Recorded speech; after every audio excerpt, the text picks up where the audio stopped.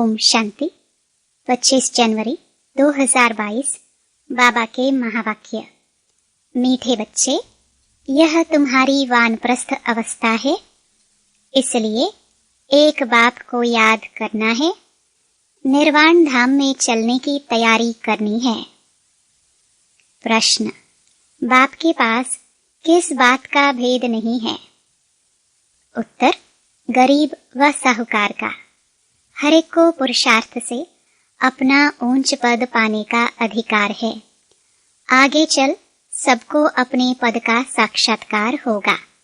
बाबा कहते हैं, मैं हूँ गरीब निवास, इसलिए अभी गरीब बच्चों की सब आशाएं पूरी होती हैं।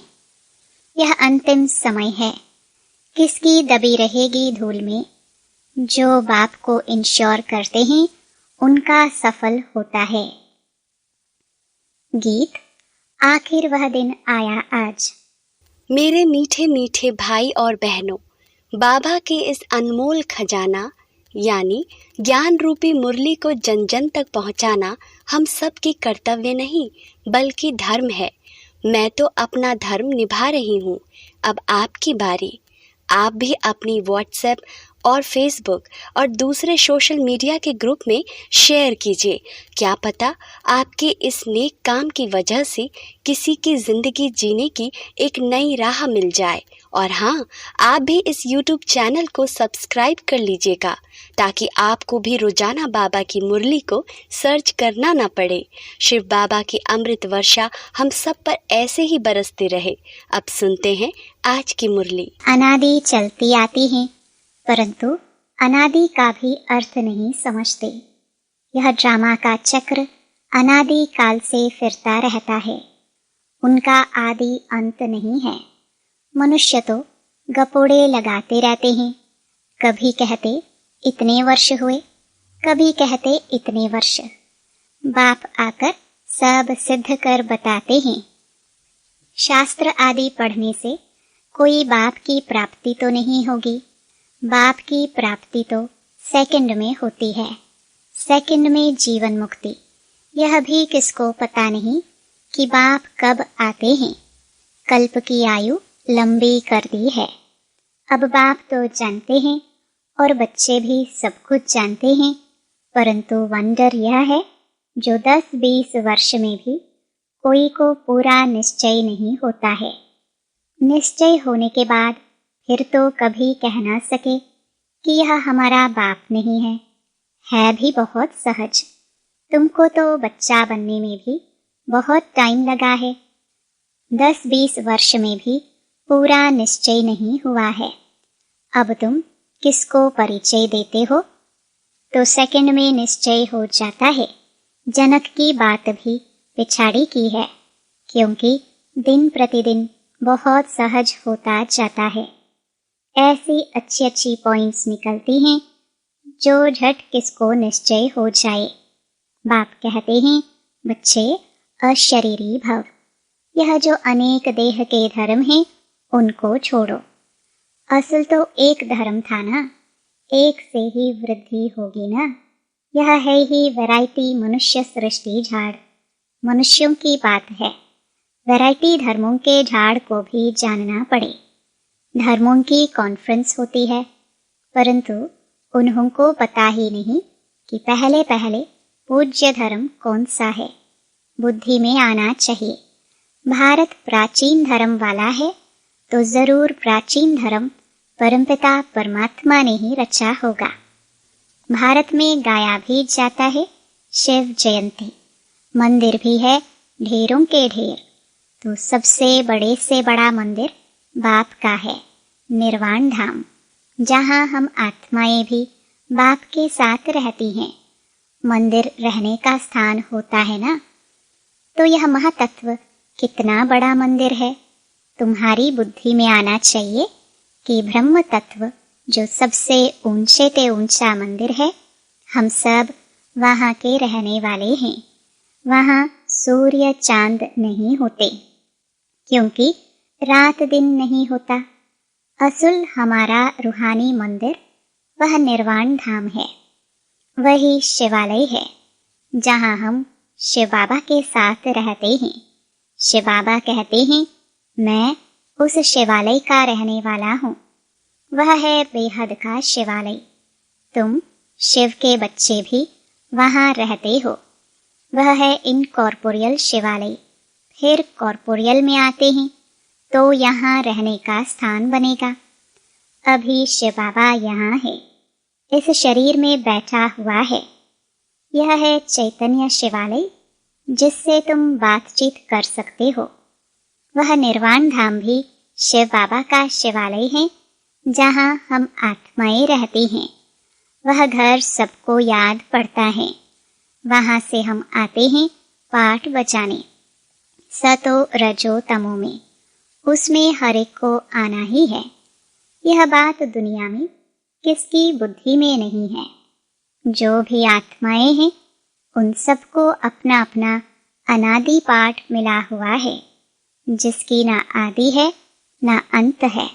तुम बच्चे जानते हो, हम असुल उस शिवालय के रहने वाले हैं। शिव बाबा जो स्वर्ग स्थापन करते हैं, उनको भी शिवालय कहा जाता है। शिव बाबा का स्थापन किया हुआ स्वर्ग। वहाँ भी बच्चे ही रहते हैं। उन्हों को यह राज्य भाग्य कैसे मिला? वह है सतयुग का आदि, अभी है कलयुग का अंत। तो सतयुग में देवी देवताओं को हेवन का मालिक किसने बनाया? हाँ, यहाँ भी कितने अच्छे अच्छे खंड है। अमेरिका सबसे फर्स्ट क्लास खंड है, बहुत पैसे वाला और ताकत वाला भी है। इस समय सबसे हाईएस्ट है। बृहस्पति की दशा बैठी हुई है, परंतु उनके साथ साथ राहु की दशा भी बैठी हुई है। इस समय राहु की दशा तो सबके ऊपर बैठी हुई है। विनाश तो सबका होना है। भारत जो सबसे साहूकार था, अब भारत गरीब है। यह सब कुछ माया का भपका है, माया का फुल फोर्स है। इसलिए मनुष्य इनको स्वर्ग समझते हैं।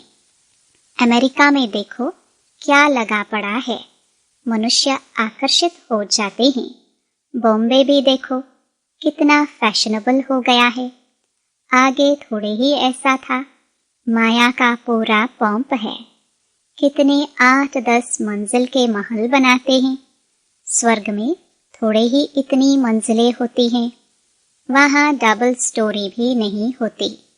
यहाँ ही बनाते हैं क्योंकि जमीन नहीं है। जमीन का बहुत भाव बढ़ गया है, तो मनुष्य समझते हैं यही स्वर्ग है। प्लान बनाते रहते हैं, परंतु कहते हैं नर चाहत कुछ और। मनुष्य कितनी चिंता में रहते हैं। मौत तो सबके लिए है, सबके गले में मौत की फांसी है। अभी तुम भी फांसी पर हो। तुम्हारी बुद्धि वहाँ नई दुनिया में लगी हुई है। अभी सबकी वानप्रस्थ अवस्था में जाने का समय है। इसलिए बाप कहते हैं, अब मुझे याद करो। मैं खुद तुमको डायरेक्शन देता हूँ कि तुम सबकी वानप्रस्थ अवस्था है। मैं सबको लेने लिए आया हूँ। मच्छरों सदृश्य तुम सबको जाना पड़ेगा।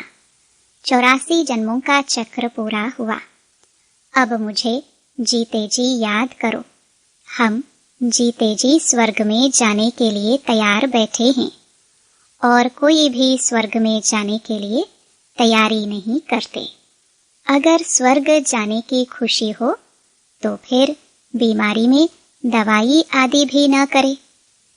तुम जानते हो वह स्वर्ग में तो जाते नहीं हैं। अब हम स्वीट होम में जा रहे हैं। वह है गॉड फादर का होम अथवा रूहानी शिवालय।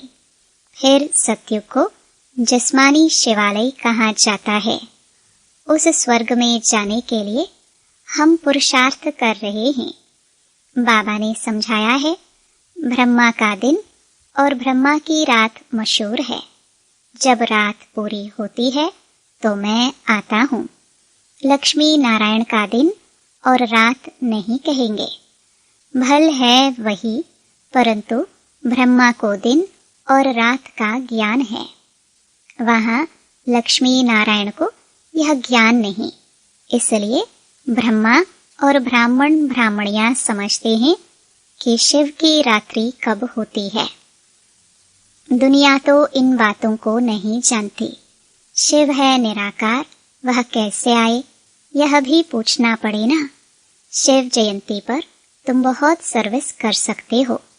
राजधानी स्थापन हो रही है।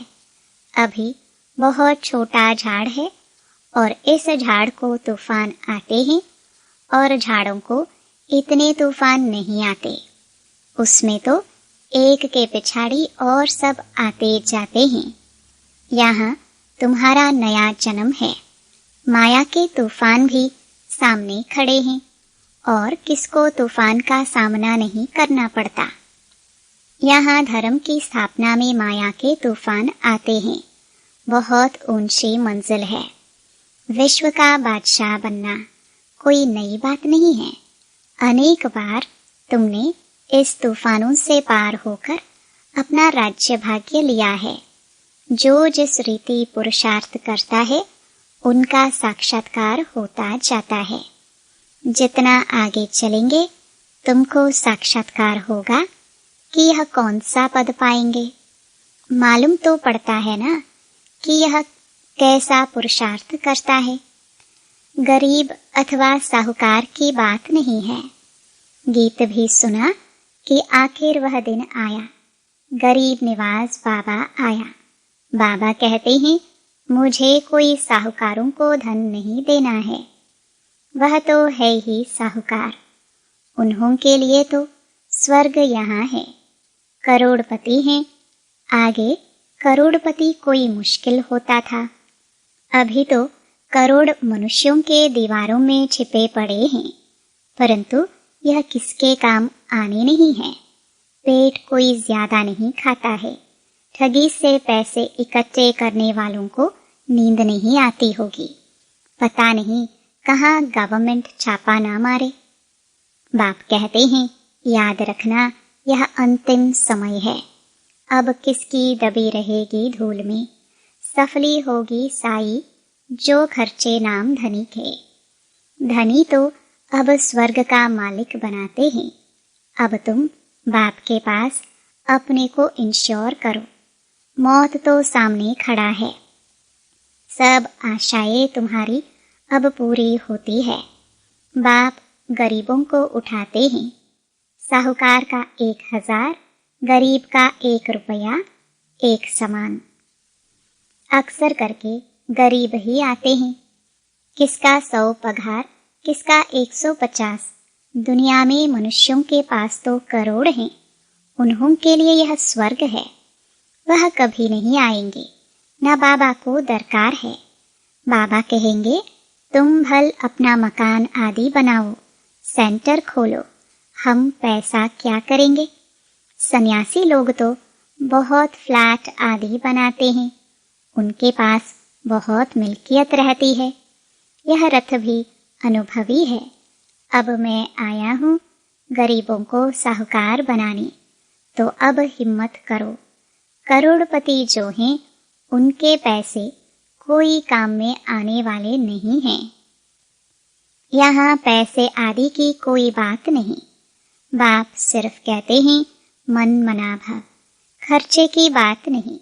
यह मकान बनाया है, वह भी बड़ा सिंपल, सो भी अंत समय तुम्हारे ही रहने के लिए है। तुम्हारा यादगार यहाँ खड़ा है। अभी फिर चैतन्य में स्थापना कर रहे हो। फिर यह जड़ यादगार खलास हो जाएंगे। तुमको यह लिखना चाहिए कि आबू में आकर जिसने ये मंदिर नहीं देखा और इन्हों के ऑक्यूपेशन को नहीं जाना तो कुछ नहीं देखा। तुम कहेंगे हम वही चैतन्य में अब बैठे हैं। इन जड़ चित्रों का राज समझा सकते हैं। कहेंगे यह हम हैं, हमारा जड़ यादगार बना हुआ है। वंडरफुल मंदिर यह है। वंडर है ना। मम्मा बाबा और बच्चे यहाँ चैतन्य में बैठे हैं। वहाँ जड़ चित्र खड़े हैं। मुख्य है यह शिव। ब्रह्मा, जगदम्बा और लक्ष्मी नारायण कितना अच्छी रीति समझाते हैं, फिर भी बाप का बन और बाप को फारकती दे देते हैं। यह भी कोई नई बात नहीं। बाप का बन फिर भागंती हो जाते हैं। भागंतियों का भी यह चित्र रख सकते हैं। अगर पक्का निश्चय है तो अपना राजाई का चित्र बना लो तो स्मृति रहेगी। हम भविष्य में डबल सरताज स्वर्ग के मालिक बनेंगे। अगर बाप को छोड़ दिया तो ताज गिर पड़ेगा। यह बड़ी वंडरफुल बात समझने की है। बाप को याद करो, उनसे ही वर्षा मिलता है, उसको ही सेकंड में जीवन मुक्ति कहा जाता है। भविष्य के लिए बाबा तुमको लायक बना रहे हैं। मनुष्य दान पुण्य करते हैं दूसरे जन्म के लिए, वह है अल्पकाल की प्राप्ति। तुम्हारी तो इस पढ़ाई से भविष्य 21 जन्मों के लिए प्रारब्ध बनती है। कोई इस माता पिता की आज्ञा पर पूरा चले तो एकदम तर जाए, माता पिता भी खुश होंगे। अमल में नहीं लाते हो तो पद भी कम हो जाता है। शिव बाबा कहते हैं, मैं निष्कामी हूँ, अभोक्ता हूँ। मैं यह टोली आदि कुछ भी नहीं खाता हूँ। विश्व की बादशाही भी तुम्हारे लिए है, यह कान पान भी तुम्हारे लिए है। मैं तो सर्वेंट हूँ, मेरे आने का टाइम भी मुकर्रर है। कल्प कल्प अपने बच्चों को राज्य भाग्य देकर मैं निर्वाण धाम में बैठ जाता हूँ। बाप को शल कोई न भूले। बाप तो तुमको स्वर्ग की बादशाही देने आए हैं, तो भी तुम उनको भूल जाते हो। किसको बाप का परिचय देने का भी बहुत सहज तरीका बताया है। पूछो, परमपिता परमात्मा से आपका क्या संबंध है? प्रजापिता ब्रह्मा से आपका क्या संबंध है? दोनों बाप है, वह निराकार, यह साकार। बाप को सर्वव्यापी कहने से वर्षा कैसे मिलेगा? श्रीमत भगवान की मिलती है। श्रीमत से ही तुम श्रेष्ठ से श्रेष्ठ बनते हो। अच्छा, मीठे मीठे सिखिलदे बच्चों प्रति माता पिता बाप दादा का याद प्यार और गुड मॉर्निंग। रूहानी बाप की रूहानी बच्चों को नमस्ते। धारणा के लिए मुख्य सार। पहला, माया के तूफानों को पार करते हुए बाप से पूरा पूरा वर्षा लेना है। माता पिता की आज्ञाओं को अमल में लाना है। दूसरा, पुरानी दुनिया को भूल नई दुनिया को याद करना है। मौत के पहले बाप के पास स्वयं को इंश्योर कर देना है। वरदान, बालक सो मालिक की सीढ़ी चढ़ने और उतरने वाले बेफिक्र डबल लाइट भव। सदा यह स्मृति रहे कि मालिक के साथ बालक भी हैं और बालक के साथ मालिक भी है। बालक बनने से सदा बेफिक्र डबल लाइट रहेंगे और मालिक अनुभव करने से मालिकपन का रूहानी नशा रहेगा। राय देने के समय मालिक, और जब मेजॉरिटी फाइनल करते हैं तो उस समय बालक। यह बालक और मालिक बनने की भी एक सीढ़ी है। यह सीढ़ी कभी चढ़ो, कभी उतरो, कभी बालक बन जाओ, कभी मालिक बन जाओ, तो किसी भी प्रकार का बोझ नहीं रहेगा। स्लोगन, जो पुरुष आत्मा समझ रथ शरीर द्वारा कार्य कराते हैं वही सच्चे पुरुषार्थी हैं। लवलीन स्थिति का अनुभव करो। सेवा व स्वयं की चढ़ती कला में सफलता का मुख्य आधार है एक बाप से अटूट प्यार। बाप के सिवाय और कुछ दिखाई न दे। संकल्प में भी बाबा, बोल में भी बाबा, कर्म में भी बाप का साथ। ऐसी लवलीन स्थिति में रह एक शब्द भी बोलेंगे तो वह स्नेह के बोल दूसरी आत्मा को भी स्नेह में बांध देंगे। ऐसी लवलीन आत्मा का एक शब्द ही जादू मंत्र का काम करेगा। ओम शांति।